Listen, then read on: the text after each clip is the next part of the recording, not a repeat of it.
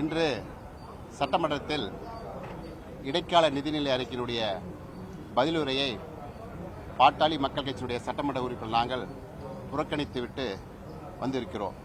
ஏனென்றால் இந்த இடைக்கால பட்ஜெட் தாக்கல் செய்தது எந்த விதமான தமிழகத்தினுடைய மக்களுடைய முன்னேற்றத்திற்கான எந்த திட்டமும் இல்லை.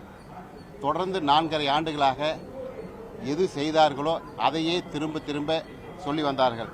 அந்த அடிப்படையில் பதிலுரையிலும் எதுவும் இருக்கப் போவதில்லை தமிழ்நாட்டு மக்களுடைய முன்னேற்றத்திற்காக. அது மட்டுமல்லாமல் தமிழ்நாட்டில் தினந்தோறும் மக்கள் அரசு ஊழியர்கள் போராட்டம் செய்து கொண்டே இருக்கிறார்கள். நேற்று கூட தொடர்ந்து கல்லூரி கெஸ்ட் லெக்சர் கௌரவ விரிவுரையாளர்கள் 7 நாட்களாக இரவு பகல் இல்லாமல் பெண்கள் என்று போராடி கொண்டிருக்கிறார்கள்.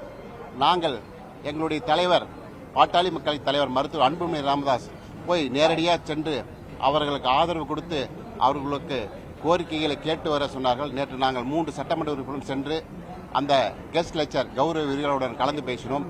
அவர்களுடைய கோரிக்கைகள் 5 அம்ச திட்டங்களை நிறைவேற்றப்பட வேண்டும் என்று. ஆனால் இந்த அரசாங்கம் எதையும் கண்டுகொள்வதாக தெரியவில்லை.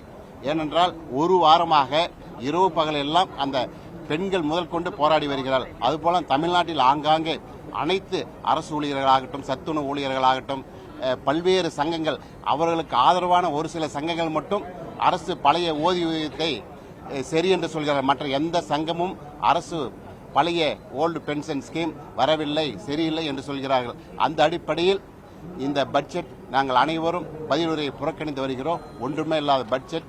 தொடர்ந்து மக்களுடைய கோரிக்கைகளையும் தொடர்ந்து போராடியவர்கள் கோரிக்கையை கூட கண்டு கேட்பதற்கு கூட இந்த அரசாங்கம் முன்வரவில்லை என்பதை தெரிவித்துக் கொள்கிறோம்.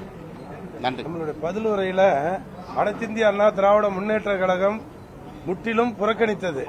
அதைத் தொடர்ந்து கூட்டணி கட்சியில் இடம்பெறுகின்ற மருத்துவர் அண்ணன் அன்புமணி தலைமையிலான பாட்டாளி மக்கள் கட்சி அதைத் தொடர்ந்து அந்த பதிலுரையை புறக்கணித்திருக்கின்றோம். பதிலுரையில் சரியான மக்கள் முன்னேற்றத்தினுடைய பதில் வரப்போறதில்லை.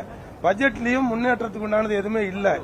ஆகவே தமிழ்நாடு முன்னேற்றத்துக்கு எந்த விதமான இந்த நிலநிலை அறிக்கையில் இல்லாத காரணத்தினால் அனைத்திந்திய அண்ணா திராவிட முன்னேற்ற கழகம் இன்றைக்கு முழுமையாக புறக்கணித்திருக்கின்றது. அதைத் தொடர்ந்து பாட்டாளி மக்கள் கட்சியும் புறக்கணிக்கின்றது. எங்க கூட்டணி பாஜகவும் இப்ப பேட்டி உங்களுக்கு கொடுக்க போறாங்க.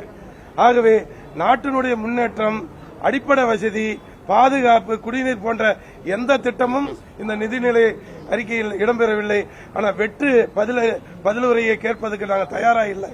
ஆகவே இதை புறக்கணித்து பாட்டாளி மக்கள் கட்சி நாங்கள் வெளிநடப்பு செய்கிறோம்.